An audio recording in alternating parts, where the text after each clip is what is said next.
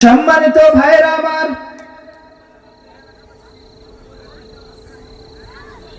এই দুনিয়ার জীবনের মা একদিন ত্যাগ করে আপনাকে আমাকে একদিন চলে যেতে হবে।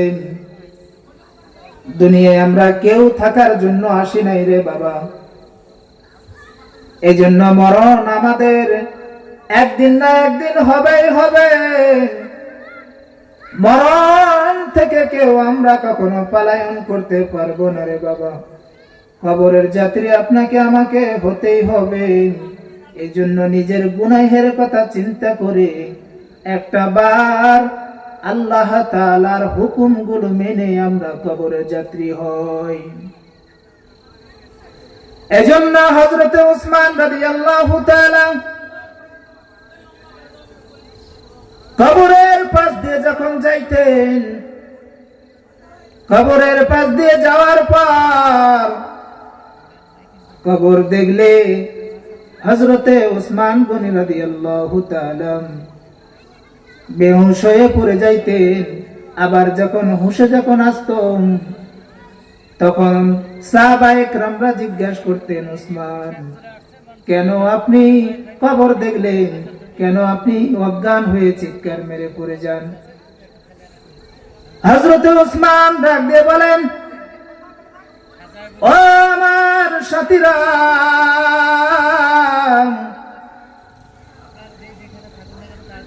এই কবরটা হলো আমার প্রথম মঞ্জিল। এই কবরের মধ্যে গিয়ে যদি আমি উসমান যাইয়া যদি খেয়ে যাই, তাহলে আমার সব পথ বন্ধ হয়ে যাবে, সব জায়গায় গিয়ে ধরা খেয়ে যাব। সাহাবীরা ডাক দিয়ে বলেন, রে উসমান, আল্লাহ নবী যখন জান্নাতের যখন আলোচনা করেন, আল্লাহ নবী যখন জাহান্নামের আলোচনা যখন করেন, আরে উসমান, জাহান্নামের কথা শুনলে তো আপনি তো কান্না করেন না। উসমান রে,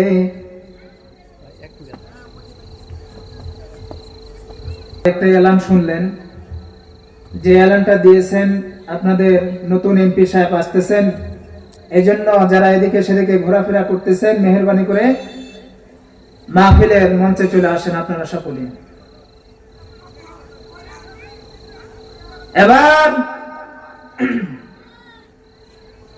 সাহাবীরা ডাক দিয়ে বলেন, উসমান, আল্লাহর নবী যখন জাহান্নামের যখন আলোচনা করে রে উসমান, হে উসমান, তখন তো তুমি তো এত তো কান্না করো না।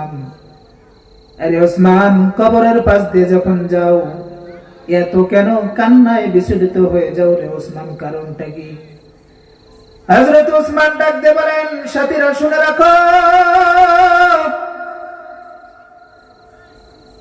কবর প্রথম হলো মঞ্জিল। এই কবরের মধ্যে তিনটা প্রশ্ন করবে। এই তিনটা প্রশ্ন গিয়ে যদি আমি উসমান যদি ধরা খেয়ে যদি যাই, সাহাবীরা রে, তাহলে আমার সকল সব পথগুলো বন্ধ হয়ে যাবে। সুতরাং এই জন্য কবরের পাশ দিয়ে যখন যাই, তখন আমি কবর দেখলে কান্না করি। দক্ষিণ মিরাপাড়ার ভাইরা, কবরের উদ্যোগে মাহফিল আজকে লাগাইছেন। এই কবরের যাত্রী আপনাকে আমাকে হতে হবে রে ভাই। কবরের পরপারি আপনাকে আমাকে দিতে হবে। কবরের যাত্রী আপনাকে আমাকে হতে হবে। এজন্য কবরের ভয় অন্তরের মধ্যে ঢুকাও। কবরের ভয় নিয়ে যদি কবরে যদি যাইতে পারো, তাহলে আল্লাহ তাআলা কবরটা করে দিবে জান্নাতের বাগান। আর যদি গুনাহ নিয়ে যদি কবরের মধ্যে যদি যাও, তাহলে কবরটা হয়ে যাবে জাহান্নামের গর্ত। কারো জন্য হবে কবরটা জান্নাতের বাগান, আবার কারো জন্য হবে কবরটা জাহান্নামের গর্ত। এই কবরে আপনাকে আমাকে একা একা রেখে আসবে। কবরের মধ্যে কেউ যাবে না, সব বন্ধুরা পর হয়ে যাবে, সব বন্ধুরা সাথীরা সবাই চলে আসবে, 3 কাপড়ে পেঁচাইয়া আপনাকে আমাকে কবরের মধ্যে রাখাই দিবে। এরপরে কবরে যখন রাখাই দিবে, বাঁশগুলো সাজাইয়া মাটিগুলো হাতের মধ্যে নিয়া আপনার কবরের মধ্যে দিয়ে দিবেন। আপনি কবরের মধ্যে একা একা থাকবেন, সব বন্ধু সাথীরা কবর থেকে চলে আসবে রে বাবা। সেই দিন কবরের মধ্যে যখন থাকবে, যদি বেঈমান হয়ে যদি মারা যান, কবরটা এমন ভাবে আপনাকে চাপ দিবে, ডান পাশের হাড্ডিগুলো বাম পাশে চলে যাবে, আবার বাম পাশের হাড্ডিগুলো ডান পাশে চলে যাবে। এক পর্যায়ে আল্লাহ রাব্বুল আলামিন একটা এমন বিশাল আকারের সাপ দিবেন। এই সাপটা এমন বিষাক্ত সাপ, এই সাপটা আইসা ওই মৃত ব্যক্তিকে কামড় দিতে থাকবে আর বলতে থাকবে, তুমি গুনাহগার, তুমি জীবনে কখনো নেক আমল করো নাই, এই জন্য আমি তোমাকে আজকে কামড় দিতেছি, এইভাবে কামড় দিব তোমাকে আমি কিয়ামত পর্যন্ত।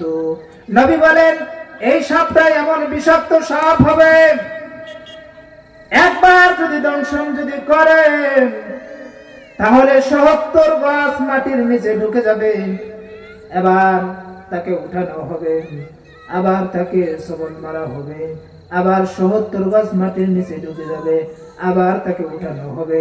এইভাবে করতে করতে করতে করতে কিয়ামত পর্যন্ত তাকে এই সাপের সবল মারতে থাকবে। আল্লাহর নবী বলেন, এই সাপটা এমন বিষাক্ত সাপ, এই সাপ যদি দুনিয়ায় একবার যদি শ্বাস যদি ছেড়ে দিত, তাহলে দুনিয়ার মধ্যে যা কিছু দেখতেছি আমরা সব কিন্তু বিষাক্তে পুরে ছাই হয়ে যাইত। এই জন্য মরণ থেকে যেই যতই আমরা পালাইতে চাই না কেন, কেউ পালাইতে পারবো না।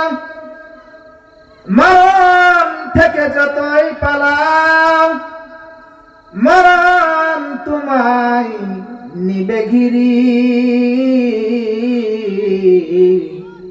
যদিও সুদূর আকাশ পানে লুকাও, হেতাই লাগিয়ে সিঁড়ি।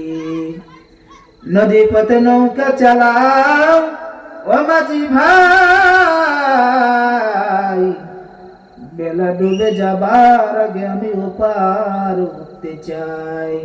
ভেঙে গেলে বেলা রে আর ওঠে না, ভেঙে গেলে মেলা রে আর জমে না। এজন্য মরণ থেকে যেই যতই দূরে পালাই না কেন, কেউ আমরা পালাইতে পারবো না রে ভাই। এই জন্য মরণের কথা চিন্তা করে, কবরের কথা স্মরণ করে আপনাকে আমাকে কবরের যাত্রী হইতে হবে। এই জন্য রাব্বি কারীম আল্লাহ রাব্বুল আলামিন বলেন, কুল্লু নাফসিন যায়িকাতুল মাউত, প্রত্যেকটা প্রাণীকে অবশ্যই অবশ্যই মৃত্যুর স্বাদ গ্রহণ করতে হবে। মৃত্যু থেকে কেউ আমরা কিন্তু বাঁচতে পারবো না। যার আল্লাহ রাব্বুল আলামিন জীবন দিয়েছেন, তাকে অবশ্যই অবশ্যই মৃত্যুবরণ করতে হবে। একদিকে বাদশাহ জুলকারনাইন সারা পৃথিবীটা শাসন করে গিয়েছেন। সন্তানদেরকে ডাক দিয়ে বলতেছেন, সন্তানেরা, আমি সারা দুনিয়া শাসন করলাম, এরে আমার সন্তানেরা, আমার কোনো ধন এবং সম্পদের কোনো অভাব নাই। সন্তানেরা রে, যখন আমি মারা যাব, তখন তোমরা কাফন পরাইয়া আমার দুখানা হাতটা বের করে রাখবে, আর তোমরা সারা মহল্লাটা গলির এদিক সেদিকে তোমরা ঘোরাবে। এবার সন্তানরা ডাক দিয়ে বলেন, আব্বাজান, আপনি মারা গেলে আমরা এই কাজটা করব কেন, কারণটা কি? এবার বাদশাহ জুলকারনাইন ডাক দিয়ে বলেন, সন্তানরা শোনো, আমি সারা দুনিয়া শাসন করলাম, কিন্তু আমি যখন মারা যাব, আমার রাজত্বে কোনো কিছু আমি নিয়ে যেতে পারলাম না। সন্তানরা রে, আমি দেখাই যেতে চাই মৃত্যুর পরে আমি বাদশাহ জুলকারনাইন খালি হাতে কবরের যাত্রী হয়ে গেলাম। এবার যখন বাদশাহ জুলকারনাইন যখন ইন্তিকাল যখন হয়ে গেল, সন্তানেরা বাবার ওসিয়ত পালন করার জন্য কাফনের কাপড়টা পরাই দিলেন। কাপড়ের কাপড়টা পরানোর পর এবার খাটিয়ার মধ্যে নিয়ে